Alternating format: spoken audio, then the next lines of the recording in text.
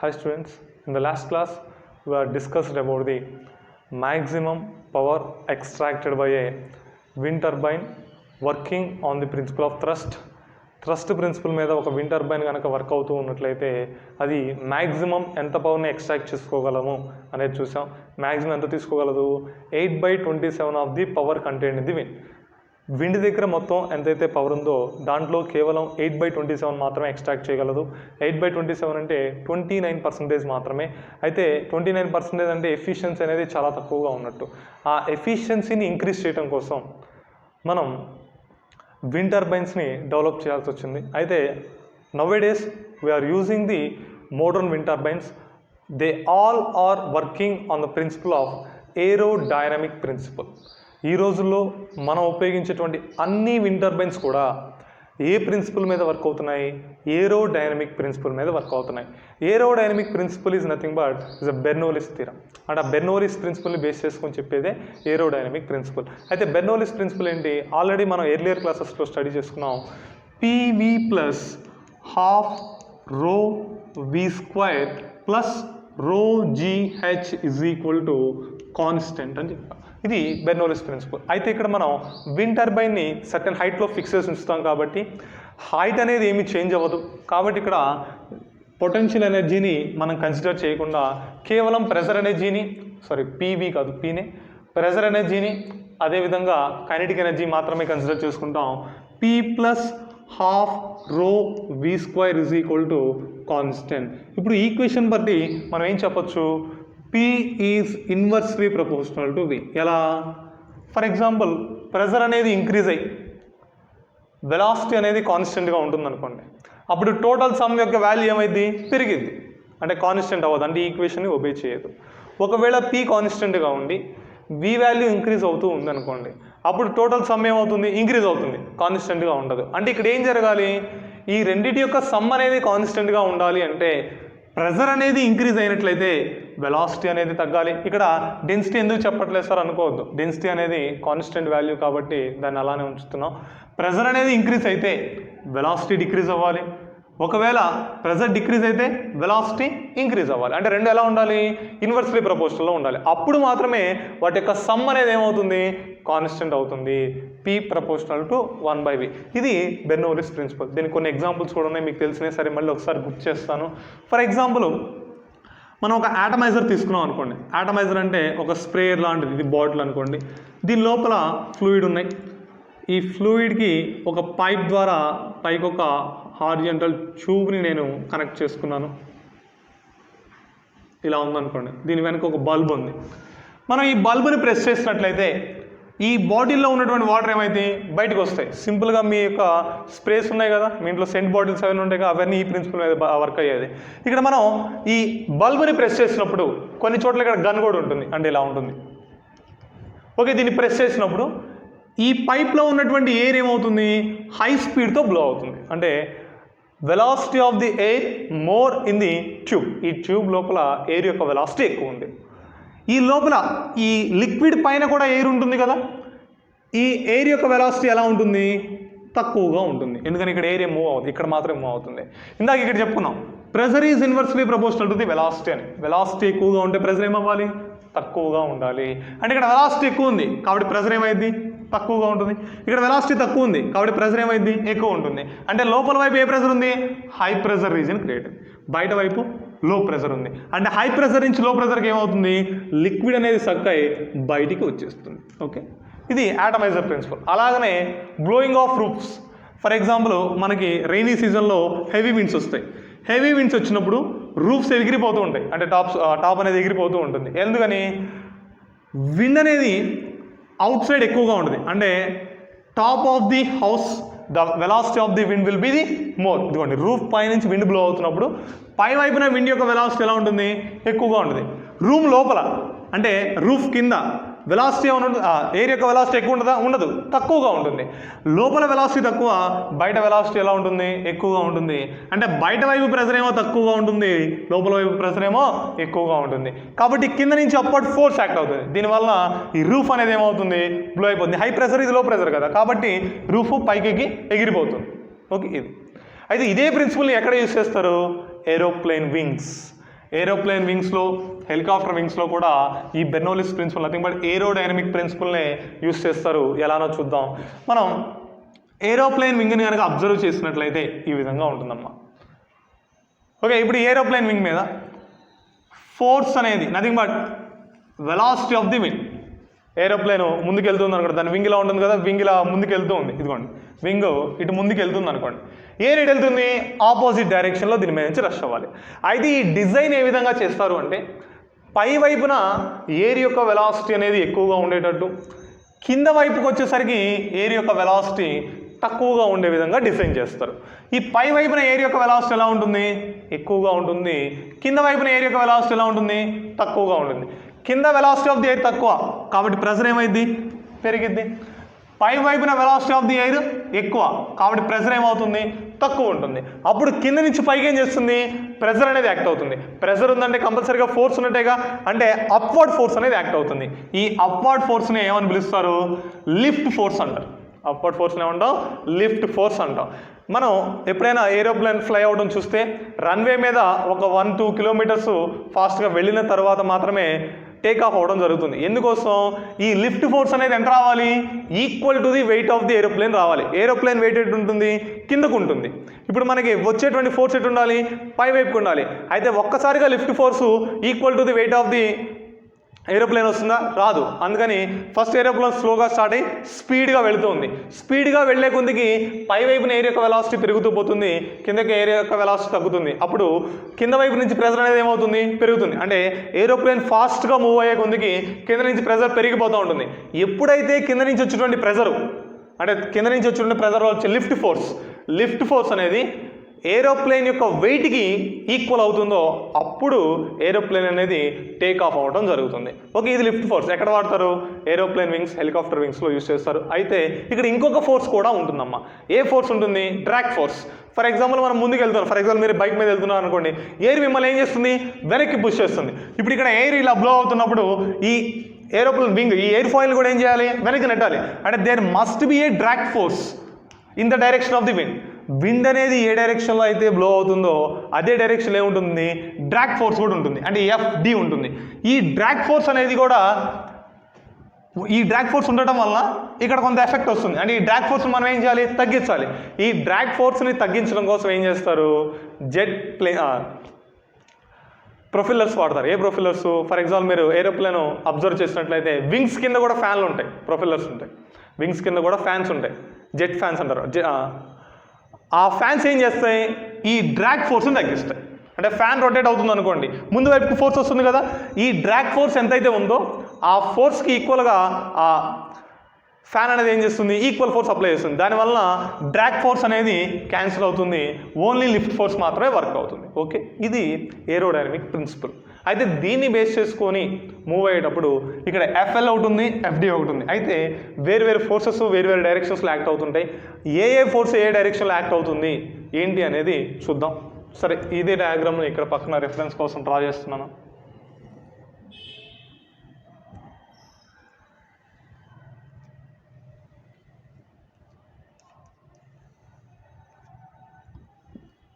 This is lift force FL, this is drag force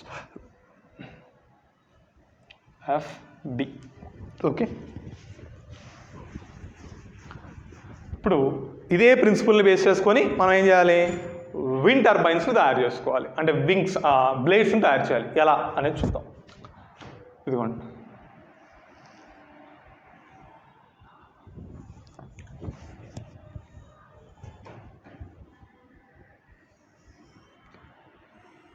ఇది air foil అనుకోండి అమ్మా. నేనేమంటా air foil అంటారు. Okay, ఈ ఎయిర్ ఫాయిల్ అనేది ముందుకు వెళ్తుంది అనుకుందాం. ఎంత వెలాసిటీతో వెళుతుంది?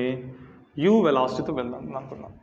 విండ్ అనేది ఎప్పుడు కూడా కరెక్ట్గా ఇదే డైరెక్షన్లో రావాల్సిన అవసరం లేదు కదా, వేరే డైరెక్షన్ నుంచి కూడా విండ్ బ్లో అయ్యే అవకాశం ఉంటుంది. అంటే ఫర్ ఎగ్జాంపుల్ ఈ డైరెక్షన్లో విండ్ బ్లో అవుతుంది అనుకోండి, velocity of the wind is along in this direction. ఇప్పుడు relative velocity of the wind ఏమవుతుంది? ఎయిర్ ఫాయిల్ ఏమో ముందుకు వెళ్తుంది U వెలాసిటీతో, విండ్ ఏమో ఈ డైరెక్షన్లో వస్తుంది V వెలాసిటీతో. అయితే రిలేటివ్ వెలాసిటీ ఒకటి ఉంటుంది కదా. What is the relative velocity of the wind with respect to the airfoil? V minus u relative velocity అంటే nothing but the velocity of the air as seen by the airfoil దృష్ట్యా wind యొక్క velocity ఎంత అవుతుంది వి minus you. మరి వి minus యుని ఎలా find out చేద్దాం geometrical relation ప్రకారం వేసి చేద్దాం. అంటే నథింగ్ బట్ పారలోగ్రామ్లా ఉపయోగించి ఈ విని ఇక్కడ డ్రా చేస్తున్నా వి, ఇది యు, మైనస్ యు ఎటు ఉంటుంది ఆపోజిట్ డైరెక్షన్లో ఉంటుంది. This is minus u.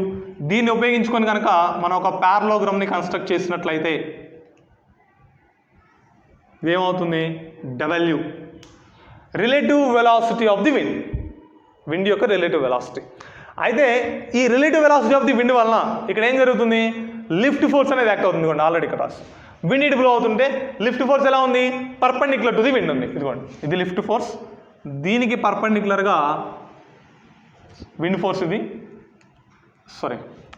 Relative velocity of the wind ఇది, దీనికి పర్పెండిక్యులర్గా లిఫ్ట్ ఫోర్స్ అనేది ఈ డైరెక్షన్లో యాక్ట్ అవుతుంది.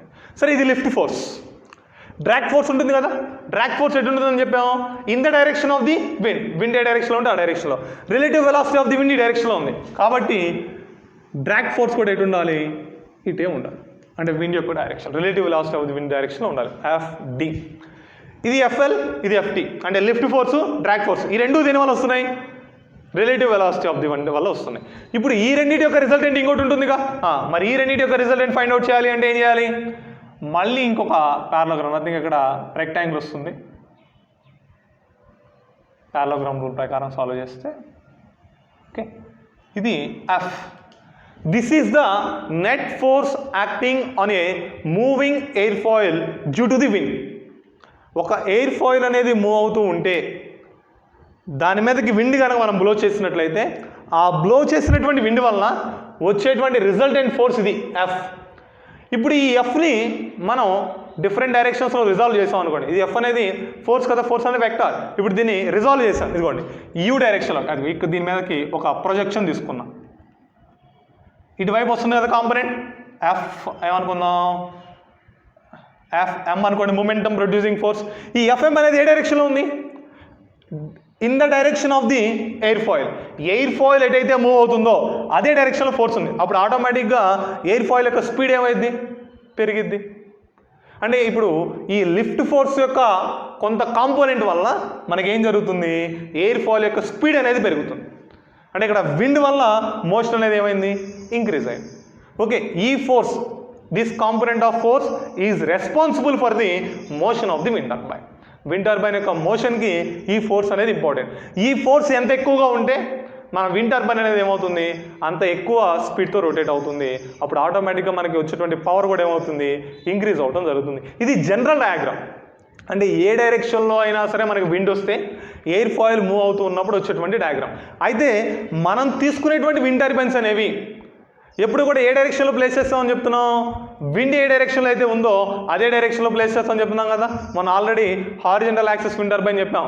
హారిజంటల్ యాక్సిస్ విండ్ టర్బైన్లో అప్ స్ట్రీమ్ విండ్ టర్బైన్ చెప్పాం. అప్ స్ట్రీమ్ విండ్ టర్బైన్లో ఏం యూస్ చేస్తామని చెప్పాము tracking device nothing but yaw control method or tail vane method అని. అంటే విండ్ అనేది ఏ డైరెక్షన్లో అయితే బ్లో అవుతుందో అదే డైరెక్షన్లో ప్లేస్ చేస్తామని చెప్పాం. ఫర్ ఎగ్జాంపుల్ ఇదిగోండి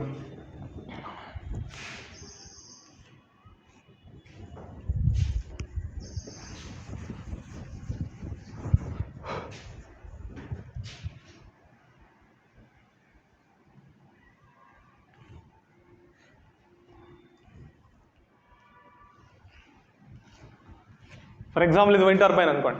ఈ విండ్ టర్బైన్ ఇలా రొటేట్ అవుతూ ఉంది.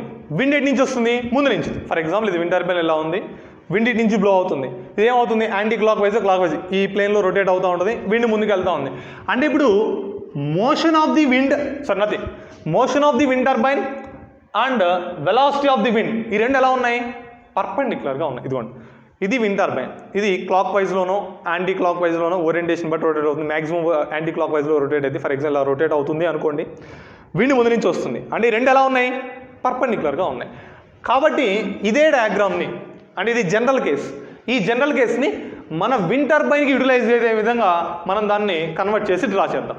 First velocity of the wind turbine velocity of the wind రెండూ కూడా ఏ డైరెక్షన్లో ఉన్నాయి పర్పెండిక్యులర్ డైరెక్షన్లో యాక్ట్ అవుతున్నాయి. ఫర్ ఎగ్జాంపుల్ ఇదిగోండి ఇది velocity of the wind turbine యొక్క వెలాసిటీ ఇదిగోండి, ఇలా ఉంది కదా విండ్ టర్బైన్, ఇలా రొటేట్ అవుతుంది అనుకోండి మీ వైపుకి, ఇదిగోండి ఈ కిందకి ఇలా రొటేట్ అవుతుంటే విండ్ ముందుకు వెళ్తుంది, ఈ డైరెక్షన్లో వెలాసిటీ ఆఫ్ ది విండ్ ఉంది.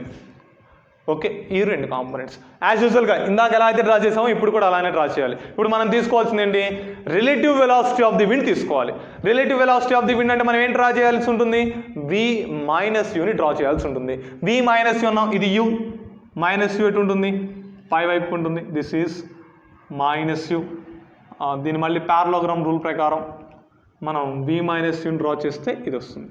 ఏంటిది ఇది, w is nothing but relative velocity of the wind. ఈ రిలేటివ్ వెలాసిటీ ఆఫ్ ది విండ్కి పర్పెండిక్యులర్గా ఏ ఫోర్స్ ఉంటుంది, లిఫ్ట్ ఫోర్స్. ఇదిగోండి ఇది విండ్ యొక్క డైరెక్షన్, దీనికి పర్పెండిక్యులర్గా లిఫ్ట్ ఫోర్స్ ఉంది, ఇక్కడ కూడా అలా డ్రా చేస్తాం. ఇది relative velocity of the wind, దీనికి పర్పెండిక్యులర్గా ఏముంది, లిఫ్ట్ ఫోర్స్. ఇదిగోండి ఇది relative velocity of the wind. ఈ డైరెక్షన్లో మనకి ఏ ఫోర్స్ వస్తుంది, లిఫ్ట్ ఫోర్స్ అనేది రావడం జరుగుతుంది, ఇది లిఫ్ట్ ఫోర్స్. డ్రాగ్ ఫోర్స్ కూడా ఒకటి ఉంటుందిగా, డ్రాగ్ ఫోర్స్ ఎటు ఉంటుంది, in the direction of the relative wind. Wind అనేది రిలేటివ్గా ఏ డైరెక్షన్ అయితే వెళుతుందో ఆ డైరెక్షన్లో డ్రాగ్ ఫోర్స్ ఉంటుంది. ఇదిగోండి ఈ డైరెక్షన్లో మనకి ఏముంటుంది, డ్రాగ్ ఫోర్స్ FB ఉంటుంది. ఓకే, ఇప్పుడు మళ్ళీ ఈ రెండింటి యొక్క రిజల్టెంట్ ఉందిగా, ఇదిగోండి FLకి FDకి రిజల్టెంట్ ఏంటిది, F. అదే మళ్ళీ మనం ఇక్కడ డ్రా చేయాలి.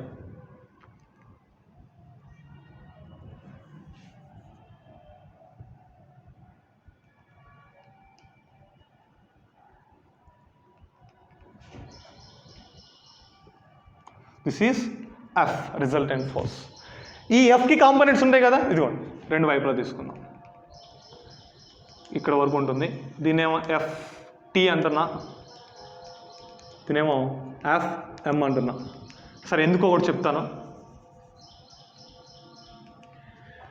ఓకే, రిలేటివ్ విండ్ వలన వచ్చేటువంటి రిజల్టెంట్ ఫోర్స్ని మనం కనుక రిజాల్వ్ చేసినట్లయితే వెలాసిటీ ఆఫ్ ది విండ్ డైరెక్షన్లో ఒక కాంపోనెంట్ వస్తుంది, మోషన్ ఆఫ్ ది విండ్ డైరెక్షన్లో ఒక కాంపోనెంట్ వస్తుంది. Motion of the wind turbine డైరెక్షన్లో. విండ్ టర్బైన్ అనేది ఏ డైరెక్షన్లో అయితే రొటేట్ అవుతుందో అదే డైరెక్షన్లో మనకి ఫోర్స్ రావడం వలన ఆ ఫోర్స్ అనేది ఏం చేస్తుంది, మోషన్ని ఇంక్రీజ్ చేయడానికి ఉపయోగపడుతుంది. అంటే విండ్ టర్బైన్ యొక్క స్పీడ్ ఏం చేసిద్ది, పెంచుద్ది. అదే మనం ఈ కాంపోనెంట్ నథింగ్ బట్ విండ్ ఏ డైరెక్షన్లో అయితే ఉందో అదే డైరెక్షన్లో ఉన్నటువంటి కాంపోనెంట్ కనుక మనం తీసుకున్నట్లయితే అదేం చేస్తుంది, విండ్ టర్బైన్ని డిస్ట్రాయ్ చేయడానికి ట్రై చేస్తుంది. ఫర్ ఎగ్జాంపుల్ ఇది విండ్ టర్బైన్ ఇలా ఉంది, విండ్ ఇటు నుంచి బ్లో అవుతుంది, కాంపోనెంట్ ఆఫ్ ఫోర్స్ ఈ డైరెక్షన్లోనే ఉంది. ఇప్పుడు దీన్ని ఏం చేస్తుంది, వెనక్కి రిటర్న్ చేస్తుంది. It tries to topple the tower, ఈ టవర్ని పడేయడానికి ట్రై చేస్తుంది, అంటే థ్రస్ట్ ఫోర్స్ యాక్ట్ చేస్తుంది. కాబట్టి దీన్ని ఏమని పిలిచాం, FT అని పిలిచాం.